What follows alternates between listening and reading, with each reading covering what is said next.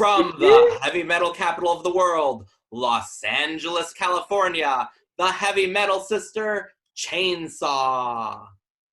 Contusions, bruises, a gaping hole. A fight with Chainsaw really takes its toll. Come wrestle with me, I'm so insane.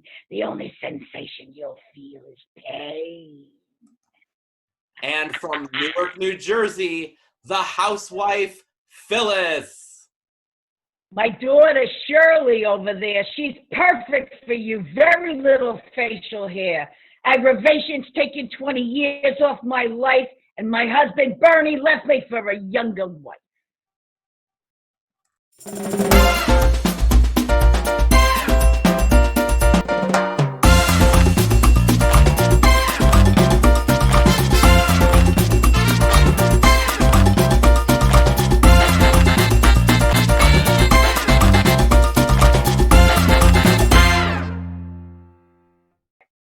All right, hey everybody, welcome to the Mike Rand Show. Today's special guest is from G.L.O.W, the gorgeous ladies of wrestling, Chainsaw and Phyllis, who play two characters. Hey, how you doing? Awesome, Mike, how are you? Good, thank you for joining us. I'm happy to be here. So let everybody know, what we want to know is, how did the wonderful character Chainsaw and Phyllis get started in the life of G.L.O.W? Well, when we auditioned, I was on a football team with my sister, and also Emily Dole was on my football team. And I had an agent that said there's a show, and he explained it a little bit, and I'd never seen wrestling before. And so I asked him if I could invite the whole football team to audition, and Emily and my sister got in, and then I got in. And that's how we started from there. But I didn't know anything about wrestling. And I remember the first time we saw the film, and Jeannie was on it. Jeannie Besson was Hollywood, and April Hahn, Royal Hawaiian. And they looked so mean and scary. And I remember looking at Donna going, oh my God, we're going to get killed. We're going to die. And then when they were training us, April was one of the trainers. Oh, I was so scared of April. She didn't know it. I was like, she's going to kill me. She's going to kill me. And then during our rehearsal, I was telling Matt Simber, somebody's going to get hurt on the edge of the ring because it's not covered. It's just plywood, because that's what we had. We didn't have a springy ring. We had plywood with carpet foam and then this sort of canvas cover. But when you went over the side of the ring, it was a really sharp edge of plywood. Somebody's going to get hurt. That somebody just ended up being me. Yay! And I tore my ACL in my knee, but couldn't quit because I was afraid of getting fired. So here I have this knee that's torn in half, and I just knew at that time, nah, I'm not going to get hurt again. And so actually, the outrageousness of heavy metal was born out of that, because it was more like, we're not getting hurt, so we're just going to make it all about outrageous characters, plot, if we can, and special effects to cover the fact that we can't wrestle because I'm not going to hurt myself. So everything became so big. But if you watch the Housewives, you'll see our real wrestling skills, because we just roll around like buffalo. We're just on. I mean, if you look in the background, there's always somebody screaming, help me, while the other one's nagging, and she's in the back. So you played two characters on the show. So that was your actual sister was your tag team partner. Many people don't know that. And many people didn't know back in the day that you actually did play two characters. Yes. So when you did get hired for G.L.O.W, originally you were the heavy metal sisters. Yeah, we were heavy metal sisters, yeah. And we were Spike and Steel, but they didn't like Steel. So Donna's favorite movie was the Texas Chainsaw Massacre. So they said, yeah, Chainsaw, that's a great name. And she could carry a real saw, and it could have a real blade. What? Yes, and she could chase people and cut things. And Matt Simber is saying, yes. And I'm thinking, you're killing me here. I'm gonna die. And it was just like, I've never known anything about a chainsaw or anything like that, and how to, he made me go out and buy the saw, put it together, learn how to use it. I had a chainsaw in my room and I had to carry it throughout the casino everywhere I went, including the buffet. Can you imagine walking around? Anybody that got into an elevator with us when I was in full makeup surprised me if they stayed till the next floor. Like everybody would get out on the next floor. You're standing in an elevator with somebody who looks like me with a chainsaw in their hand in the Riviera Hotel. That's got to be a little weird. That person says nothing. They don't say anything. They just watch you with the chainsaw. So it was a little something. It was a little different. And when did you get injured? Was that before the tapings actually started when you tore your ACL? Yeah. During our training sessions, during our training sessions, I went over the rope and the edge of the plywood caught the back of my knee and just, and I was just in agony, and I had to keep going that day. I didn't get that knee replaced. I mean, that knee surgery for 2 years. So my knee was torn up from that. But so everything from that became, no, we're not going to hurt ourselves again. I'm just not going to hurt myself. So that's kind of like the more outrageous stuff was to cover for the fact that we sucked. I mean, we flat out sucked. I'm not going to lie. How did the characters of the Housewives become invented out of this? Matt Simber wanted 2 sexy 30-year-old housewives, and Donna was 21 and I was 26, and I just said, no, if you want these characters, are going to be how we develop them. So we just developed them so that they weren't good or bad. They thought everyone was a hooer, and they were just going to take all of everyone out, and they would just complain and complain and complain. We were actually doing parodies of my stepfather and my relatives because we're Jewish. So we were just like moaning and bitching and whining and just, shut them up. So yeah, it was different. I liked doing the Housewives because I didn't have to worry about the saw. The saw would always stall at the worst times, which makes you look really stupid. You know, if you're supposed to be some big, scary character and you come in a room, hold on, it's broken. Give me a second. And I mean, both those characters were classic. I hate to have to ask this question, but the fans are going to want to know, which one did you like playing better? Playing better. You know what? They were actually really, if it wasn't for the saw, I would like them both equally. But because of the saw, the first season always stalled and got caught. During the second season, the next saw that I had was so heavy that when I started it, I'd almost cut my knee off every time. So there's always that fear. But chainsaw was really fun because you could just go and do anything. But see, so was Phyllis. But Phyllis was, I liked playing Phyllis because I could roll around in my pajamas. That was my favorite part, was rolling around in my pajamas. But actually, I really liked doing both of them because they were really big, over the top, obnoxious.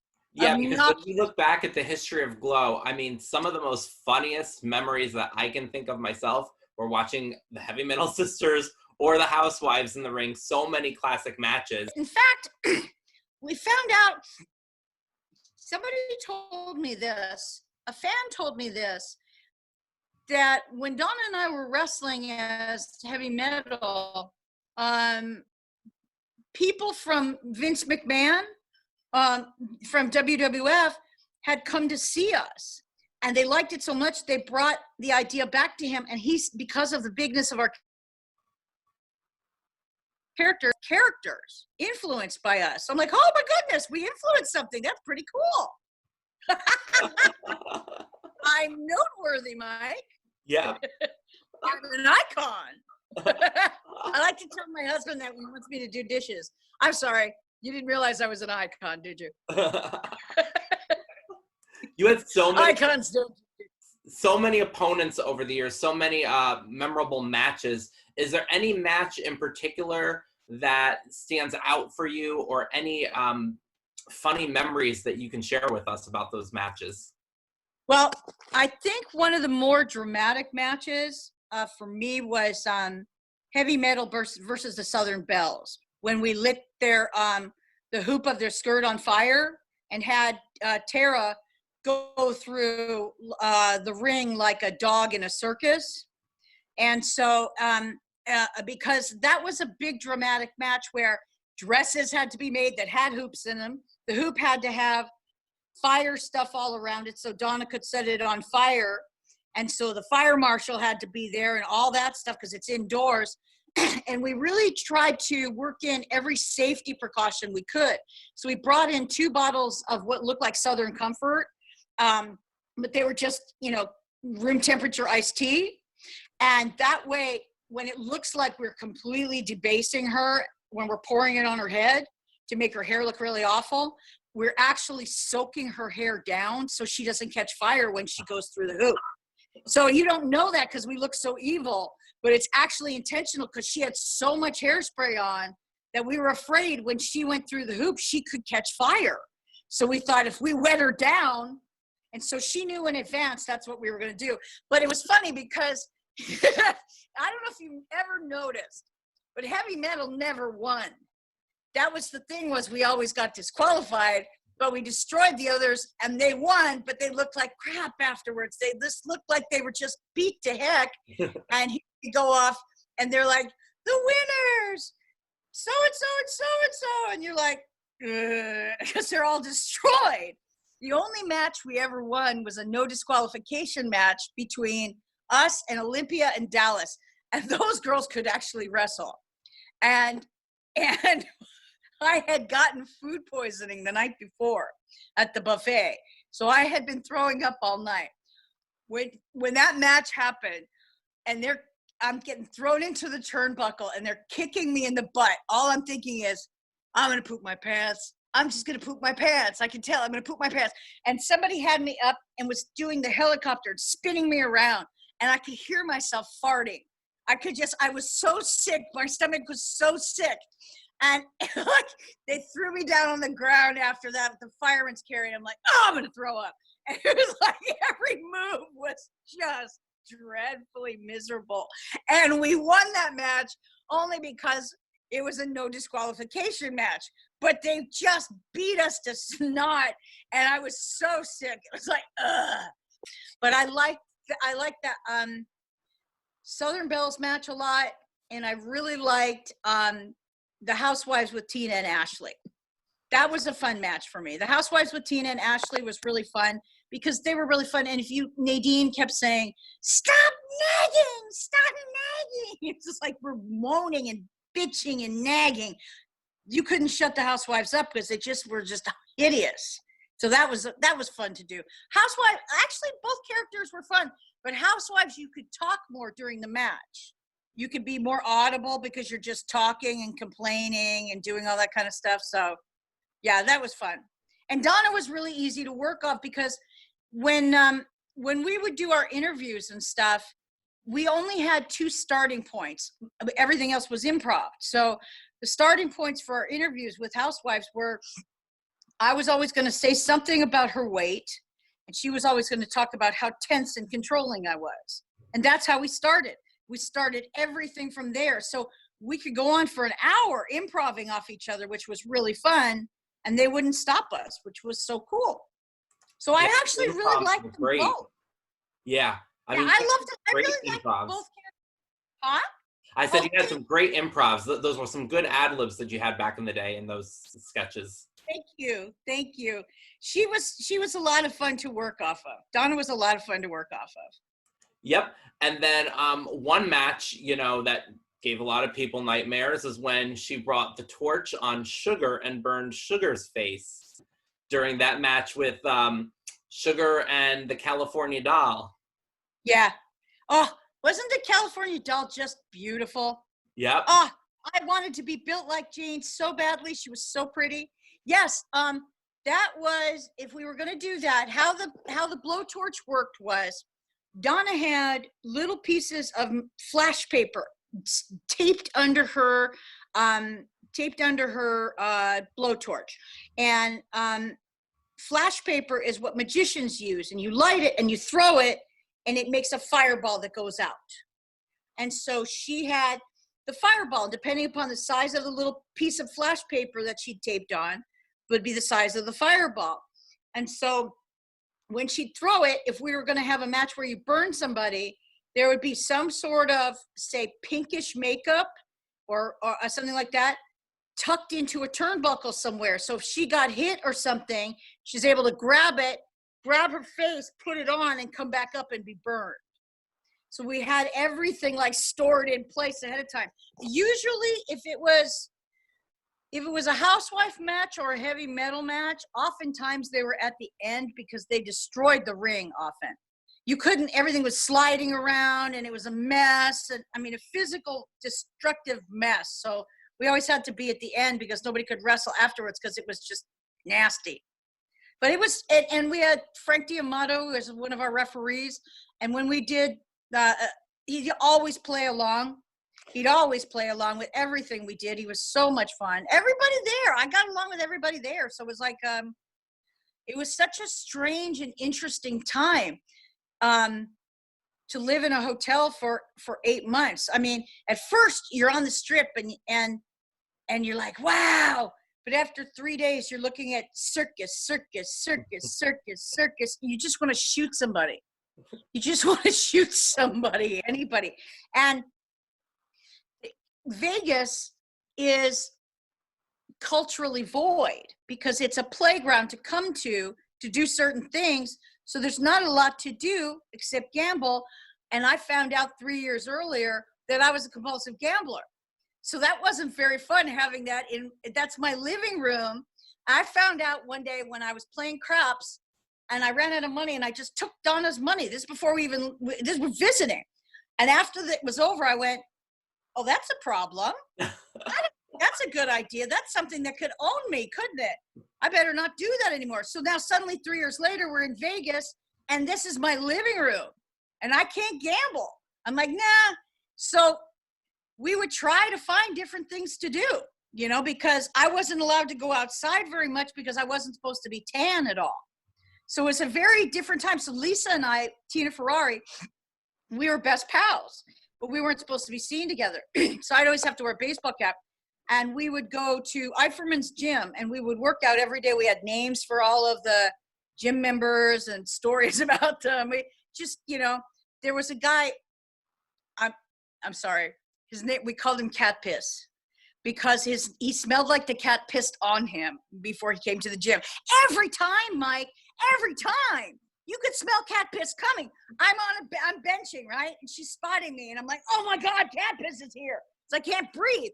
This guy and the sweats he wore the same sweats every day, but they had sweat rings on them, like tree rings. Like how many times did that cat piss on him?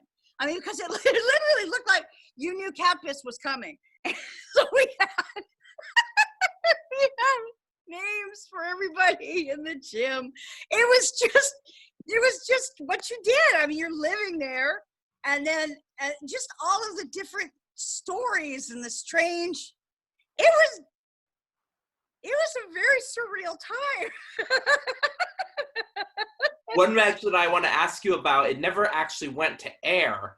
I don't know how much memory you have of this, but it was against Tammy Jones and the California Doll, where you used your chainsaw on Tammy Jones' doll. Is there anything you remember about that match? Because we do see it in the opening credits, but it never aired. It was, we actually cut that, I cut that bear in half. First of all, she had a great big teddy bear. We tied it up to the ropes like it was just gonna be, like, you know, when you tie somebody up on those stretchers, those horrible, evil stretchers, and then I literally cut him in half. And Donna walked around with the bottom half throwing the stuffing out to the audience. It was really sad. But what was interesting to me was Frank D'Amato, the referee, was Tammy Jones's husband. He told me before the match, and this was, now remember when we did our matches and worked them out, we were all with each other. So I'm talking to her like this, like, you know, no makeup on, nothing like that. And we're in the room and I'm just me. So it was very surprising to me. About 4 days into it, about a day before the match, Frank came to me and said, Sharon, she's really afraid of you.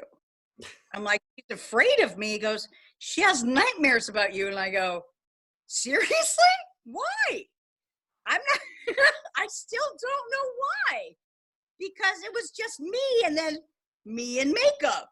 So I don't know why, but she was actually afraid. That kind of surprised me. She was lovely.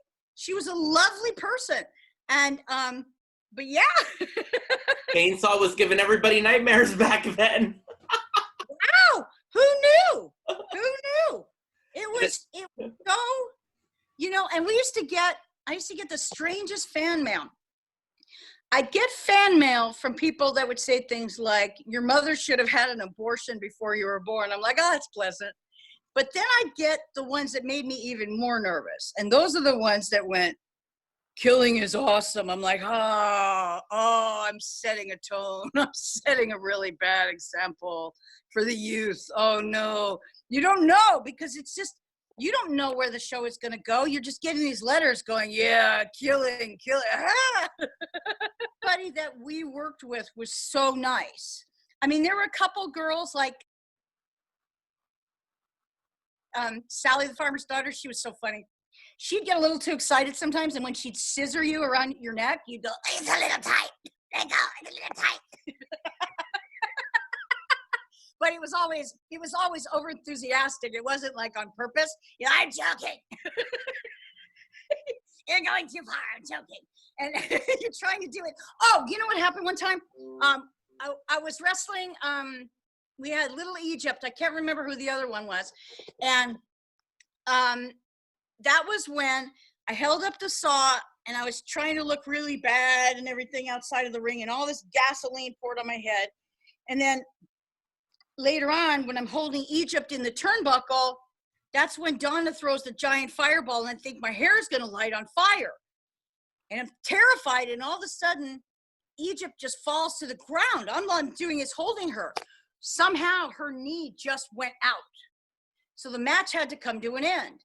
So their security comes in and handcuffs us, and Donna won't stop jerking around. So she keeps falling out.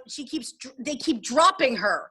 And when they drop her, the handcuff that I'm connected to keeps cutting into my hand, keeps cutting into my wrist. And I'm looking at her on our way out going, stop it.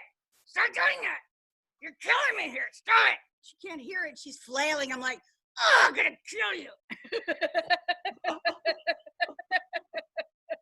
Yep, that was a match with the California Doll.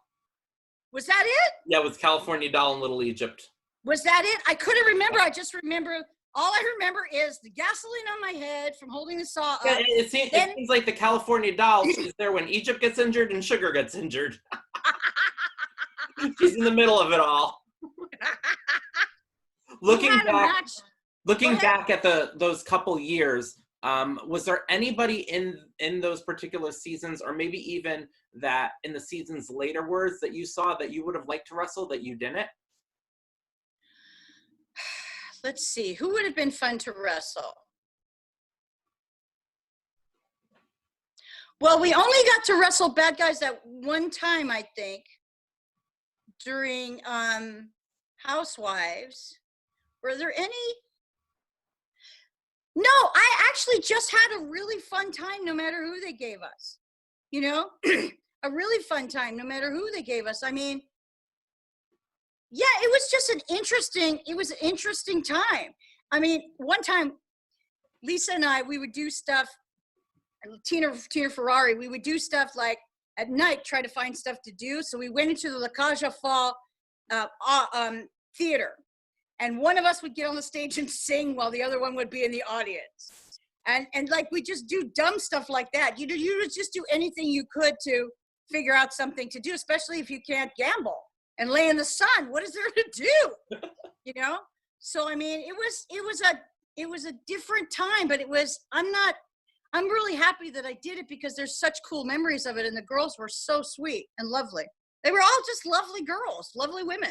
Yep. So then afterwards, how did Glow end for you? Because then I know too, like some of the other girls moved on to POW. Some girls came back for season 3. So what was your experience towards the end? My experience was they started doing touring, and I knew I didn't want to continue wrestling. So after I did 2 dates, one I think in Miami and one in Mobile, Alabama, then I came home because I had initially out of high school, I was going to be an attorney. so it changed course a little bit, but I wanted to go back to LA and study acting and do some of that, do some more acting stuff. So I just thought, I don't want to get hurt anymore. And I knew if I'd already gotten hurt once, and at 26, when you're pretty young, you're like, yeah, I'm probably going to get hurt a lot more. So I think I'm going to head out of here. It was really more about, and the funny thing was, later on, I ended up working for Universal Studios in the Wild West stunt show and destroyed my back and body. So, I mean, it didn't really matter that I stopped wrestling because I just went on to destroy my body even more. But I kind of figured, you know, by the time you die, you should use it all up. Don't waste it. Just use it all up. Get in the game. Try to stay out of pain and injury, but actually participate in life. Stuff's going to happen, but otherwise, everything's sort of a missed opportunity. Yep. And then after Glow, then you moved on to other things, and then the Netflix series came out, and before that, prior, the documentary that you were a part of. Can you tell us how you got involved in the documentary, and then your thoughts on the Netflix show? Well, Angelina contacted me, so they were lovely at the documentary, and I really think they did a really good job with it. They were so respectful and lovely, and it was really, really nice to see everybody all together. So that's how we got to that. And then when I saw the first episode of the Netflix show, and I thought they did a great job. I really did. I thought they did a great job. I thought it was very reminiscent of what it looked like, except for Mark Maron wasn't as sloppy. But I mean, as sloppy. No, Matt Simber wasn't sloppy.